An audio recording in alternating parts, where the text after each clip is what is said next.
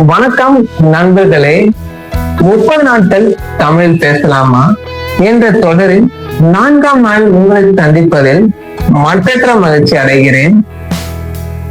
நமது தமிழ் மாதிரி நீதிமன்ற போட்டியில் 3 எழுவினாக்களை கொடுத்துள்ளனர். நீதிமன்றம் கூடுதலாக சேர்த்து வாதிடலாம் என்றும் தெரிவித்துள்ளனர்.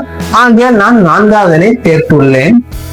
முதலாவது எழுவினா என்னவென்றால், இம்முழுமை கொள்கையால் அரசியலமைப்பினால் கொடுக்கப்பட்டுள்ள கூட்டாட்சி தத்துவம் பாதிக்கப்படுகிறதா என்பதை முதலாவது.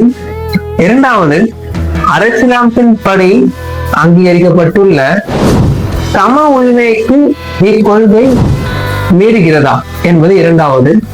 மூன்றாவது, இவர்கள் மறைமுகமாக மருத மொழியினை திணிக்கின்றனரா என்பது மூன்றாவது. நான்காவது, அனைவருக்கும் அதாவது எல்லோருக்கும் கல்வி என்ற திட்டத்தின் கீழ் வழங்கப்பட வேண்டிய நிதியினை ஒன்றியம் நிறுத்தி வைத்துள்ளதால் மாணவர்களின் உரிமை மீறப்படுகிறதா என்பது 4வது எழுவினா. இவற்றை பற்றி சுருக்கமாக அல்லது விரிவாகவோ அடுத்தடுத்த காணொளியில் காணலாம்.